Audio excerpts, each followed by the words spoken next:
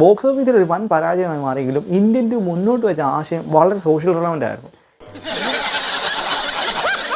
ഇതിൽ അത്രയ്ക്ക് ചിരിക്കാനൊന്നുമില്ല, കണ്ടന്റ് ഒക്കെ നല്ലത് തന്നെ. വിദ്യാഭ്യാസ ലോൺ കൊണ്ടുണ്ടാകുന്ന പ്രശ്നങ്ങൾ, കൈക്കൂലി, അഴിമതി, സ്വജനപക്ഷപാതം ഇതെല്ലാം അടങ്ങിയതായിരുന്നു ശങ്കറിന്റെ ഇന്ത്യൻ ടു. പക്ഷേ ഇതെല്ലാം എക്സിക്യൂട്ട് ചെയ്ത രീതിയാണ് ശങ്കറിന് പാളിപ്പോയത്. ഭാവിയിൽ വരുന്ന ഇന്ത്യൻ 3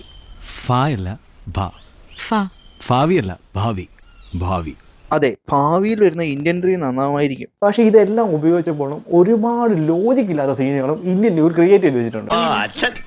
വയസ്സ് 70 കഴിഞ്ഞു, വല്ലയിടത്തും അടങ്ങി ഒതുങ്ങിയിരിക്കാതെ ഇപ്പോഴും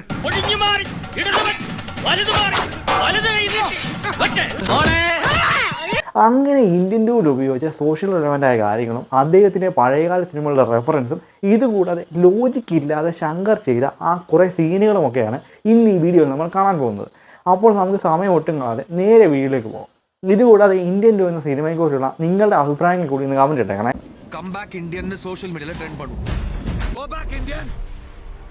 നിനക്ക് പ്രാന്തായോടാ പന്നി.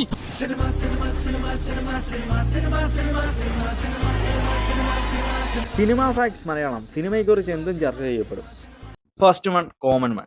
ഈ സിനിമയുടെ തുടക്കത്തിൽ സിദ്ധാർത്ഥ് ഒരു യൂട്യൂബ് ചാനൽ നടത്തുന്നതായിട്ട് കാണിക്കുന്നുണ്ട്. ഈ യൂട്യൂബ് ചാനൽ അദ്ദേഹം ചെയ്യുന്ന ക്യാരക്ടർ കോമൺ മാൻ്റെ ആണ്. അതായത് 1951 RK ലക്ഷ്മൺ ക്രിയേറ്റ് ചെയ്ത ഒരു കോമൺ മാൻ എന്ന കാർട്ടൂൺ ക്യാരക്ടർ ഉണ്ട്. സമൂഹത്തിൽ നടക്കുന്ന അനീതികൾക്കും അക്രമങ്ങൾക്കും എതിരെ പോരാടുന്ന ഒരു കോമൺ മാൻ. ഈ കോമൺ മാന്റെ ക്യാരക്ടറിനെ വെച്ചിട്ടാണ് സിദ്ധാർത്ഥിന്റെ യൂട്യൂബ് ചാനലിനെ പ്രൊമോട്ട് ചെയ്യുന്നത്. Next one, Enthiran reference. ഈ കോമൺ മാൻ ഒരു സംഭവം നടക്കുമ്പോൾ അവിടേക്ക് ചെന്ന് കൈക്കൂലിക്കാരനായ ഒരാളെ വെടിവെക്കുന്ന സീനുണ്ട്. ഈ സീനിന് വേണ്ടിയിട്ട് ഒരു ഫയറിംഗ് പൊസിഷൻ കാണിക്കുന്നുണ്ട്. ഈ പൊസിഷൻ യന്ത്രൻ എന്ന സിനിമയിൽ രജനീകാന്ത് ചെയ്ത ആ റോബോട്ടിന്റെ അതേ ഫയറിംഗ് പൊസിഷൻ ആയിരുന്നു. ജസ്റ്റ് ഒരു യന്ത്രൻ റെഫറൻസിന് വേണ്ടി വേണമെങ്കിൽ ആ സീൻ അവിടെ ജസ്റ്റ് ആഡ് ചെയ്തതായിരിക്കാം. Next one, Vikram reference. Indian താത്തയുടെ വരവൊക്കെ കോമഡി പീസ് രീതിയിലായിരുന്നു എന്നായിരുന്നു നമ്മൾക്കറിയാം. അതായത് സിദ്ധാർത്ഥ് ജസ്റ്റ് ഒരു പോസ്റ്റ് ഇടുകയാണ്, കം ബാക്ക് ഇന്ത്യൻ. ഇത് അറിഞ്ഞപ്പോൾ തന്നെ ഇന്ത്യയിലുള്ള എല്ലാവരും പറയുന്നു, എങ്കിൽ come back Indian. Chitra Aravindan, social media.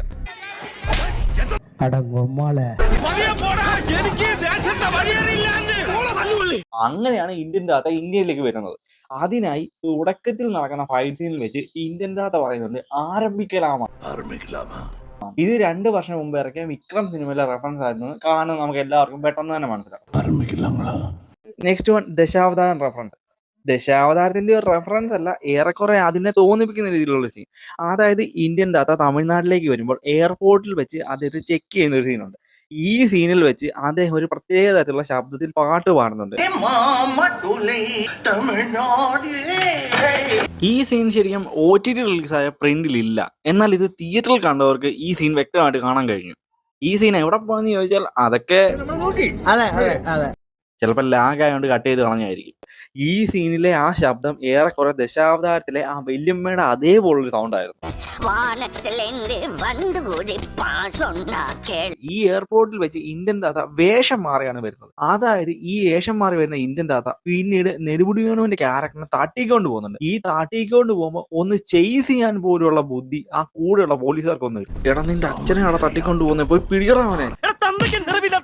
എടാ, ഇവിടെ വൻ ഫ്ലോ പഠിച്ച ജാക്ക് ഡാനിയൽ സിനിമ വരെ നായകനെ ചേസ് ചെയ്യാനായിട്ട് ഒരു ബറ്റാലിയൻ പോലീസിനെ വരെ അയക്കുന്ന പോലുള്ള സീനുണ്ട്. ഇത് ഇത്രയും വലിയ ശങ്കർ സിനിമയിൽ അതിന് പോലും മെനക്കെട്ടിട്ടില്ല.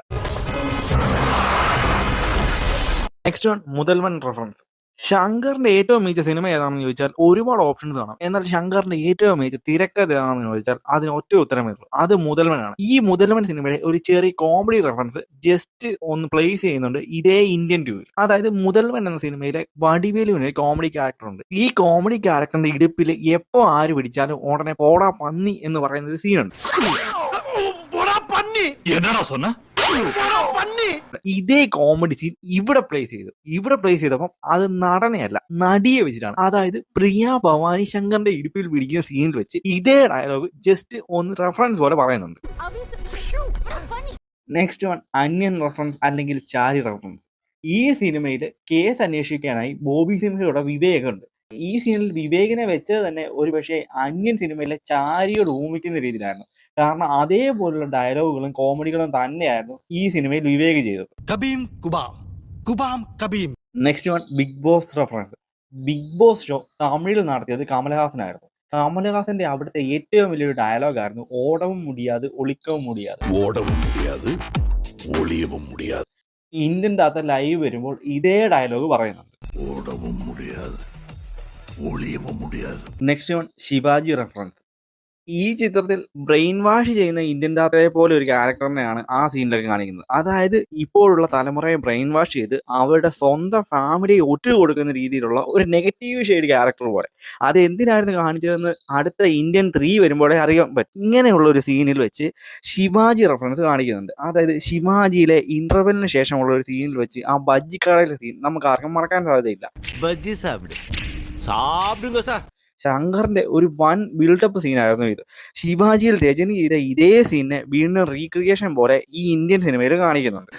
பஜ்ஜி சாப்பிடு சும்மா சாப்பிடுங்க சார் லஞ்ச பணத்துல பாதி எனக்கு மீதி உனக்கு. Next one legend Saravanan reference. Legend ശരവണെ നമുക്ക് എല്ലാവർക്കും അറിയാം. ഈ ലെജൻഡ് ശരവണ ചെയ്ത blockbuster cinema, blockbuster അല്ല എന്നാലും റിലീസായ ഒരു സിനിമയായിരുന്നു ലെജൻഡ്. ഈ സിനിമയിൽ അദ്ദേഹത്തിന്റെ കടയുടെ പരസ്യത്തിന് വേണ്ടി അദ്ദേഹം തന്നെയായിരുന്നു അഭിനയിച്ചത്.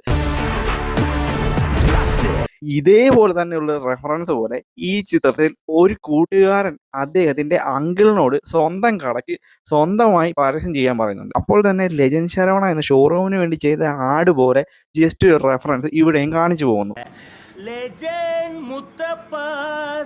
നെക്സ്റ്റ് വൺ അംബാനി കല്യാണം. സോഷ്യൽ മീഡിയ മുഴുവൻ തന്നെ വൈറലായ ഒരു കാര്യമായിരുന്നു അംബാനി കല്യാണം. ഈ അംബാനി കല്യാണം വരെ ജസ്റ്റ് ഒന്ന് പ്ലേസ് ചെയ്ത് വെക്കുന്നുണ്ട് ഇതേ ഇന്ത്യൻ 2 എന്ന സിനിമയിൽ. നമസ്കാരം പപ്പ. ആ കല്യാണ പയ്യനെ സ്വർണത്തിന്റെ താട്ടിലിട്ട് തൂക്കുന്ന ആ സീനൊക്കെ കാണുമ്പോൾ തന്നെ നമുക്ക് മനസ്സിലാവും ഇത് അംബാനി കല്യാണത്തിന്റെ ജസ്റ്റ് ഒരു സ്പൂഫ് വേർഷൻ പോലെ കാണിച്ചതാണ്. ഈ അംബാനി കല്യാണത്തിൽ വെച്ച് അവിടെയുള്ള ഒരാളെ ജസ്റ്റ് കുതിര ഓടിക്കുന്നത് പോലെ ഒരു മർമ്മവിദ്യ ഉപയോഗിച്ച് ഇന്ത്യൻ താത്ത പ്രയോഗിക്കുന്നുണ്ട്. തൊഴിൽ നിർത്തി വാലിട്ടടി തുടങ്ങി. ഇനി ഞാൻ ആനയെ വിഴുങ്ങിയാലും കുതിരയെ വിഴുങ്ങത്തില്ല. കുതിര വയറിന്റെ ചുവരുമേ നക്കുന്നു. ഇത് കഴിഞ്ഞിട്ടുള്ള സീനൊക്കെ വൻ കോമഡിയായിരുന്നു. നെക്സ്റ്റ് വൺ മറ്റൊരു എന്തിരൻ റെഫറൻസ്. ഈ എന്തിരൻ റെഫറൻസ് കാണിക്കാനായി ശങ്കർ വലിയ കാര്യങ്ങളൊന്നും ഇവിടെ ചെയ്തിട്ടില്ല. ജസ്റ്റ് ഒരു 1 വീൽഡ് സൈക്കിൾ മാത്രമാണ് യൂസ് ചെയ്തത്. അതും ആ സൈക്കിൾ എങ്ങനെ യൂസ് ചെയ്യുമെന്ന് പോലും ഇത്രയും വർഷം പ്രായമുള്ള ഇന്ത്യൻ താത്തയ്ക്ക് അറിയില്ല. എന്നാൽ പോലും വലിയ ലോറിയും ബസ്സും എല്ലാം വരുന്നതിന്റെ ഇടയ്ക്കൂടെ തന്നെ ഈ സൈക്കിൾ ഇന്ത്യൻ താത്ത യൂസ് ചെയ്യുന്നുണ്ട്. അതിന്റെ ബാറ്ററിയും തീരുന്നില്ല, അതിന് ഡീസലും വേണ്ട, പെട്രോളും വേണ്ട, സ്റ്റാൻഡിന് കുഴപ്പമില്ല, ഇന്ത്യൻ താത്ത മറിഞ്ഞും വീഴുന്നില്ല. എങ്ങനെയാണ് ഇതൊക്കെ സാധിച്ചതെന്ന് ഇപ്പോഴും മനസ്സിലാകുന്നില്ല. എന്നാലും ആ പോകുന്ന ആ സീനൊക്കെ കാണുമ്പോൾ നമുക്ക് ഉറപ്പായി സനയെ ചീറ്റി തട്ടിക്കൊണ്ട് പോയ ആ സീൻ കറക്റ്റ് ആയിട്ട് ഓർമ്മ വരും. Next one I reference. I സിനിമയിൽ ജിമ്മിൽ വെച്ച് അല്ലെങ്കിൽ ആ ബോഡി ഷോ നടക്കുന്ന സ്റ്റേജിൽ വെച്ച് ലിംഗേശന്റെ കുറെ ജിമ്മന്മാരുമായിട്ടുള്ള ഒരു ഫൈറ്റ് ഉണ്ട്. അതേപോലെ ഒരു ഫൈറ്റ് സീൻ ഈ സിനിമയിലും എടുത്തു വെച്ചിട്ടുണ്ട്. അത് മറ്റൊരു കോമഡി എന്ന് പറഞ്ഞാൽ ഇന്ത്യൻ സിനിമയിൽ ഒറ്റ സെക്കൻഡ് കൊണ്ടാണ് ഇന്ത്യൻ അതിക്ക് 6 പാക്ക് വരുന്നത്. ഐ സിനിമയിൽ പോലും വിക്രമിന് 6 പാക്ക് വെക്കാൻ ഏകദേശം ഒരു 6 മാസമെങ്കിലും എടുത്തു കാണും. ഇത് അത്രയും പോലും എടുക്കുന്നില്ല. ഒറ്റ സെക്കൻഡ് കൊണ്ട് ഇന്ത്യൻ താത്തിക്ക് 6 പാക്ക് വെക്കുന്നു.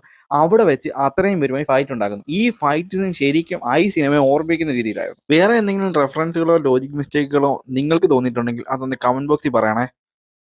ഇന്ത്യൻ 2 എന്ന സിനിമയിലെ ആ ലോജിക് മിസ്റ്റേക്കുകളും പഴയകാല സിനിമകളുടെ റെഫറൻസുകളും പിന്നീടുള്ള കുറേ കാര്യങ്ങളുമാണ് ഇന്ന് ഈ വീഡിയോയിൽ നാം സംസാരിച്ചത്. ഈ വീഡിയോ ഇഷ്ടമായെന്ന് കരുതുന്നു. ഈ വീഡിയോ ഇഷ്ടമായെങ്കിൽ ഇതുപോലുള്ള ഇൻഫോർമേറ്റീവ് സിനിമ വീഡിയോസ് നിങ്ങൾക്ക് ആവശ്യമുണ്ടെങ്കിൽ ഈ ചാനൽ ഉറപ്പായി സബ്സ്ക്രൈബ് ചെയ്യണേ. അപ്പോൾ അടുത്തൊരു വീഡിയോയിൽ കാണാം. ആദ്യം വരയ്ക്കും ബൈ.